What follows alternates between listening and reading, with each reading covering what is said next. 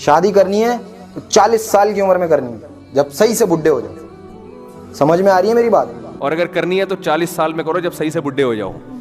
مجھے بڑا اچھا لگا وہ نا، یہ بالکل الٹا کر کے یہ دونوں ساتھ ساتھ۔ وہ مجھے وہ ان کا پرینک یاد آ رہا ہے، ایک لڑکوں نے پرینک بنایا ہے، میرے ہر چیز کو الٹا کیا ہوا ہے انہوں نے، تو ہر ایک کی نقل اتاری ہے نا، اس میں نقل اتارتے میں وہ یہ کہہ رہے ہیں کہ اگر سارا دنیا الٹی ہو جائے تو کیسے نظام چلے گا۔ تو اس میں یہ دکھایا ہے کہ ماں باپ، ایک بچہ کتاب پڑھ رہا ہے تو ماں باپ کہہ رہے ہیں ہر وقت کتابیں پڑھتے رہتے ہو، کبھی لیپ ٹاپ لے کے بھی بیٹھ جایا کرو، کبھی موبائل بھی دیکھ لیا کرو، یعنی الٹی کہانی چل رہی ہے۔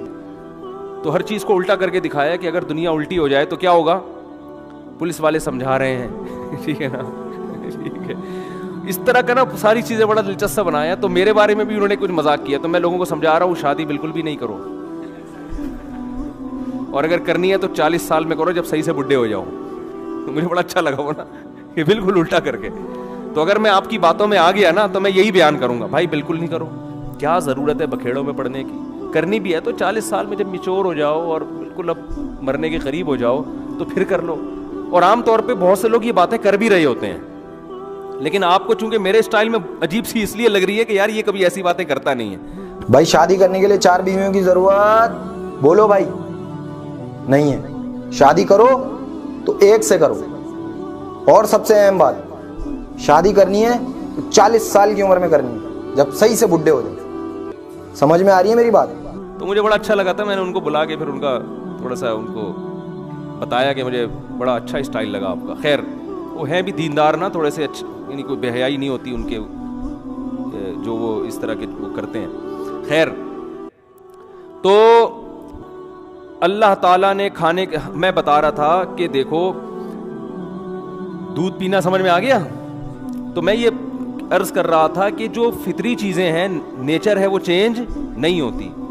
اب بچوں کو بچوں جیسا ماحول چاہیے، اور بڑوں کو آج بھی کھجور بھی چاہیے، دودھ بھی چاہیے، اناج بھی چاہیے، بغیر بیڑا غرق کر دے گا اس اناج کا۔ جس کنڈیشن میں، جس فارم میں اللہ نے دیا ہے نا، اسی فارم میں کھانا پڑے گا آپ کو۔ تو آپ دودھ اگر چاہتے ہو نا فائدہ اٹھاؤ تو تازہ دودھ پیو، لیکن اس ٹینشن میں لوگ پڑتے اس لیے نہیں ہے کہ اس کے لیے بھینس پالنی پڑتی ہے، یا بکری پالنی پڑتی ہے، یا اونٹنی پالنی پڑتی ہے، یا گائے پالنی پڑتی ہے۔ تو پال لو، کیا جا رہا ہے بھائی، صحت سے بڑھ کر کوئی چیز ہے؟ اتنا پیسہ تم نے بحریہ ٹاؤن میں لگا دیا پلاٹ لینے کے چکر میں، یار ایک چھوٹا سا کچا پلاٹ لیتے، ایک بندے کو اجرت پہ بھینس دے کے رکھتے کہ یار یہ ہمارے گھر کا تازہ دودھ بھینس سے آئے گا، جو بچے گا وہ بیچ دیں گے اور تیری اجرت بھی یہیں سے نکلے گی، جو بکے گا اسی سے تیری تنخواہ، یہ گوبر شوبر تو نے صاف کرنا ہے۔ تو اس میں کیا جا رہا ہے؟ لیکن اصل بات یہ کہ صحت کی فکر نہیں ہے، دل اٹکا ہوا ہے اس سریے میں جو آپ کے مکان میں ڈالا جائے گا، جو ہڈیوں میں سریا ڈالنا، جو دودھ جو ہے نا آپ کی ہڈیوں میں سریا پیدا کرتا ہے، وہ بالکل غافل ہو گئے ہیں اس سے۔ وہ سمجھ رہے ہم جیسے ہیں قیامت تک ایسے ہی رہیں گے۔ وہ جب بحریہ ٹاؤن میں آپ کا گھر تیار ہوگا نا، آپ کی ہڈیوں میں ٹک ٹک کی آوازیں آ رہی ہوں گی اس وقت۔ ایک صاحب میرے پاس آئے، کہہ رہے یار میں تو اچھا بھلا تھا، میں پتہ نہیں اب سردے سے اٹھتا ہوں تو 2-3 ٹک کی آوازیں آتی ہیں۔ کہہ رہے پہلے تو میں ان کا یہ نہیں وہ کہنا چاہ رہے تھے، پہلے میں سمجھا دائیں بائیں سے کہیں سے آ رہی ہیں، تو پتہ چلا کہ اپنے گھٹنے سے آ رہی ہیں یہ۔ تو میں نے کہا بس اب ایک گھٹنے سے آئی ہیں، اب اس کو صحیح کرنے میں لگو گے تو تھوڑے دنوں میں دوسرے گھٹنے سے بھی ٹک کی آواز آنا شروع، اور پھر کمر سے بھی ٹکا ٹک کی آوازیں آنا شروع ہو جائیں گی۔ پھر میں نے کہا چیئر لا کے بیٹھ جاؤ گے تھوڑے دنوں میں یہاں پہ۔ تو وہی ہے، صحتوں کی ایسی کی تیسی کر کے چھوڑی ہوئی ہے، پھوڑتے جا رہے ہیں، پھوڑتے جا رہے ہیں، پھوڑتے جا رہے ہیں۔ خیر میں تو جلدی سے وہ موضوع کو سمیٹوں، کہاں چلے گئے ہم، لیکن موضوع بنا کے یہ باتیں ہوتی نہیں ہیں، گریوی میں آ جائیں تو اچھی ہوتی ہیں۔ خیر تو اللہ تعالیٰ نے کیا فرمایا، فذرنی ومن یکذب بہذا الحدیث، چھوڑ دو اس کو، مجھے اس کے ساتھ چھوڑ دو بس، کیونکہ میں نے اتنے دلائل قائم کر دیے۔ میں دودھ کی مثال دے رہا تھا کہ اس چارے کو آپ لے کے جاؤ جاپان کے سائنسدانوں سے، بولو کہ یار تیل کا ایک قطرہ نکال کے دکھاؤ، وہ کہے گا میرا تیل نکل جائے گا، اس سے تیل نہیں نکلے گا۔